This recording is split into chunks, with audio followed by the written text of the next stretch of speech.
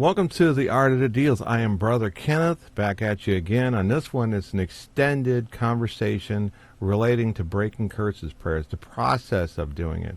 So we'll start from this, that you just been advised to say breaking curses prayers by us. 9 days, 27 days.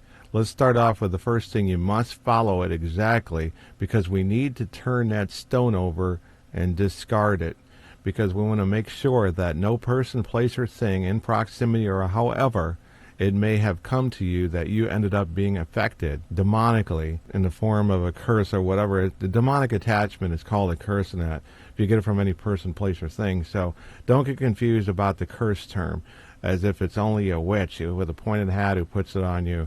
But remember, in the prayers it says, curses, hexes, spells, seals, satanic vows and pacts, spiritual bondings and soul ties with satanic forces, evil wishes, evil desires. Notice the last two, evil wishes, evil desires. Curse at someone in play, like some of the guys do at, factories and so forth, that you might get angry at your kids or your spouse and then say GD you or something like that. You cursed them. And they need to do breaking curses prayers, and you put it on yourself by saying it yourself. That's right. Everybody who claims to be a witch, who puts a curse on somebody, is actually also cursing themselves. But it's not going to be in the way that they think, so they don't notice it for a while, and then later on it's taxing in other ways, more discreet.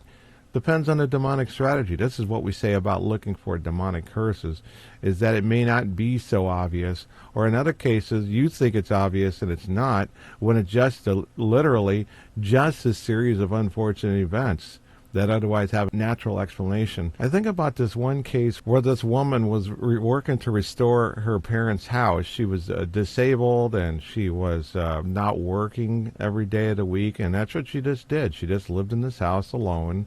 Yes, alone. All of the earmarkings are there for a problem case here. And she would say things like, the demons fused my hair into the bathroom floor, and they took a chunk out of the wall and they painted over it. And then I'm thinking, okay, you're restoring the house, right? Did you redo the bathroom floor? Yes. Do you think it's possible that you fused your hair in the floor accidentally, like a little lock of hair or something got on the floor, and then you painted over it, not noticing this? I'm not crazy. No, that's kind of their attitude, is the response. They'll go right to default, and I'm not crazy, and get insulted and then hang up or something. Then I said on the wall, I said, is it possible that you knocked this chunk out of the wall and you painted over it and maybe you just don't remember? Right away it was a red flag, because most people should know by your critical thinking mind, even not being in the field for a long time, is that you'll recognize this as not being demonic activity because it's too strange and off, and the ear markings are there for it not being demonic. For example, if you just think about it this way, it's like, what is the demonic activity that he would actually cover for his mistakes? Like, oh shoot, I knocked out a chunk of plaster. I better paint over this. Maybe she won't notice. I think I'll put some hair underneath. Yeah, this'll be good. I'll magically fuse it underneath the layer of varnish that she just put on the bathroom floor. And then later on she'll notice and she'll get really scared. Ooh, yeah, what a plan. I'm not trying not to make light of it, but I got a sense of humor, so bear with me on this. We have to be careful not to look too much. We don't want to give and cater to such an idea that demons are in everything. We notice that people will forget where they put their car keys, and they'll forget that they brought their car keys in the kitchen when you're busy. See, when you get stressful and you're rushing out of the house, you think that maybe a minute there you might think that I'm sure I brought my purse with me, or I'm sure I put the car keys down here. But they're back on the table in the other room where they originally were. Well, how about that you forgot that you actually moved them because you weren't thinking? I had this one job where I did a factory work in the 80s, and I got so bored on there, my mind would drift. Okay, so my secondary self isn't going to be as sharp. So you can do things routinely and let that run all day, and you can daydream. And because your body is basically running on what it already knows, but as soon as something comes up, like if you're working in a pizza place, pepperoni, sausage, suddenly somebody wants a combination pizza with no onions. Then the person brings it back and says, hey, there's onions on here. Your second brain can be programmed So it becomes routine. So you can easily make mistakes as soon as something changes on the pattern. Okay, so you know what the point is that we can forget things on our own, and it's not a demon. This is one of the reasons why we need third-party witnesses, so we can see if the person's forgetful and careless. Interview them by themselves with the other person not peering over. We don't want to tell them it's a demon right away, but when they're absolutely convinced, I mean, the best thing to do is tell them it's not a demon. I'm not crazy. Well, I didn't say you're crazy. You know, they'll hang up on me sometimes. But I never say they're crazy. I never say it's mental. But we start finding all the signs that it's the medication you're on, and then we talk to, say, the spouse or some friend at some point later on, and then they'll tell me, yes, they're on medication, but they told me they weren't. So they're trying to hide the idea that something might point to psychological and give you clues that basically might give the direction that it's demonic, and leave just enough and leave out the important details like, hey, I had a head injury in a car wreck. And they will tell you no and no and no on that, and then when you're act like they remember it. I don't know. Sometimes they may not remember it, especially when they're in this shape.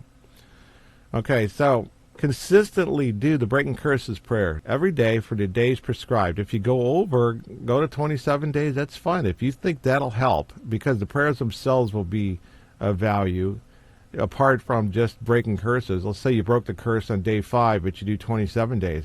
That's only going to help. It's not going to hurt. Just don't fall short on them. It's a 27-day set of prayers. So you can't do 27 in one day. I'm done. You know, the whole idea is that you're supposed to hammer at it every day consistently. As we talk about with the rabbit getting in through the fence, that you just need one day for it to be able to get through. And you check the fence every day. You can fill in the holes they tried to dig or any of those things. That it's the same way here, that you're keeping it down by doing it. And 27 days is a pretty good number. For more extreme cases, we recommend that usually. We usually don't recommend more than that, but we do tell them that you're going to have to wait, and it may turn up the heat first, that the demonic spirits are going to tend to turn up the heat. You don't know it. You don't see a dial. You don't have a temperature reading. But when they do this, you might be affecting them with these prayers alone and starting to remove your symptoms, and they're trying to turn up the heat to make it look like nothing's working at all. So you can't lose heart. You can't get disheartened because it seems like it's not going at the pace you expect, or it's not happening quickly enough. You got to let God work on this, and you got to patiently wait and not expect that it's going to immediately go away, or you're going to notice symptoms that disappearing if it's causing physical ailments or however it may be affecting in your life. The quickest thing actually may be that the hardships and misfortunes will dissipate after about 3 to 9 days. But something that's long-lasting, like physical ailments that you had for 5 years, it may not be noticeable until after the 27 days even. Because and if you still have them then I would suspect that there is something else there, or maybe it was always just something normally physical. But in these cases, again, we had witnesses report this, how it's strange and unusual. Doctors reported that it's an ailment they can't identify. One guy had his Parkinson's shake, and it wasn't Parkinson's. They did brain scans and everything else, and it wasn't psychosomatic. He got these symptoms, and then after the fact, he heard that he was cursed. Now, like, you start thinking, I think I got the curse now, you know. So there's a lot of things there, and you got to kind of you're dealing with people. So when we do these investigations and we do these demon tests, as we were talking about in one video, that you don't want to make them think that you're using a relic if you can avoid that, just so you remove that human element.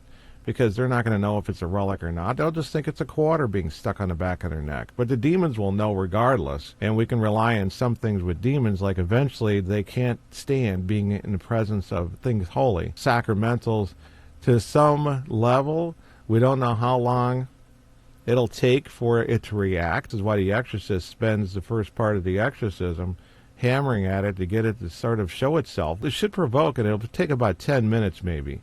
And they might act a little strange at some point, but to the person, if you don't really know the person well, that might just be the way they act when they're nervous or uncomfortable. So not looking for a lot of things that are demon is a good thing. We tell people this all the time. Don't look for demons so much. You're obsessing over this. And you starting to sound paranoid schizophrenia. No wonder why they want to put you on medication. Don't look so much for demons. We tell people to do that anyway. Don't give them credit where credit's not due. And don't give them credit, period. Just give it to God and ignore it. We tell people that are oppressed, you're going to have to learn how to ignore those voices. Okay, so did I hammer it home about the idea that you have to finish the prayers? You have to do exactly as we recommended. Don't go lackluster because you're being discouraged because it doesn't seem to be working. One of the red flags is that when people tell us when they're doing the prayers, like the guy gets attacked, oh, I'm getting stuck with pins. Oh, Then I told him to say in the name of Jesus Christ and bless yourself. It's not working. It's not working at all. I mean, you didn't notice that they kind of backed off into pin pricking, and turns out he has a skin condition or something like that. But these are red flags right away is when they tell me the prayers aren't working because the most severe possessed cases that will provoke it. They won't be able to say the prayers. They pumped them out, no problem at all. And they're supposed to be oppressed or possessed. So, yeah, this is nerve-wracking sometimes because it's always been that way. But when you're dealing with people and the psychology of the human mind, we're going to have to look harder for these things that basically are red flags so we don't spend a lot of time. Okay, so, and the final thought that I'll say about the breaking curses prayers is be sure that it's not just a coincidence, but then again, you have nothing to lose by doing the prayers completely through as prescribed, because if the demon can convince you it's just natural, he can get a foothold that much deeper, he or they, and they can do a lot more damage in a short period of time. See, one of the things is, I always say that was smart of you to call us when I get a real case of infestation. And I'm surprised and very pleased that they decided to call right away, call somebody who can help them instead of just calling 1-800-GHOST Hunters, so that they can actually deal with it now rather than later, because I've seen these cases, they haven't called for 7, 25 years, 40 years. It's like, why you been I've been trying to find solutions, they said. They just didn't go to the church. And that's disheartening to some degree, because sometimes they're in a pretty much a bad shape. And one of the hardships and misfortunes cases was where the family's members were just getting picked off one by one, 2 of them dying, and not of old age, young people. And you can't get any worse than that. And so it beats them down on this stuff. We have to try to complete the prayers and do what's asked of you. And then you're going to have to insert, the most important part is, you can't go through all of this stuff and then go back to live the way you were before. You are so distraught. Something was wrong with your spiritual bar. Your meter of faith was off in the wrong direction. Whatever it is, you needed help from the church in a way that you had to go to an emergency room if you had something physically go wrong, that you were eating the wrong way and suddenly your gallbladder just gets clogged up and then you got to go to an emergency room and have it removed. Something along that line, when you have allowed your spirit, even if you don't realize it, to get so bad that you have to get extreme help, exorcism or something like that, you're going to have to refill that with whatever was missing. Just as you have to change your diet because of the health reasons, you're going to have to change your spiritual diet in a major way. And you can no longer live the way you used to. You're going to have to stay on that diet. And for saying breaking curses prayers every so often, especially if the person may reinfect you, or the place may reinfect you, or the whatever item, that you have something in your house that was your aunt's and she was a witch, and you think it's so beautiful and it's an antique and it's worth a lot of money, that until you get rid of that, you're going to get reinfected. So all of those things need to be taken into consideration. But we're going to end it right there, and food for thought with some of the other things that I brought up, that I pushed it over a little bit with. But God bless everybody, and we'll see you next time in the Art of the Deals, or rather, you'll see me. Take care. You'll see me. Take care. You'll see me. Take care. You'll see me. Take care. You'll see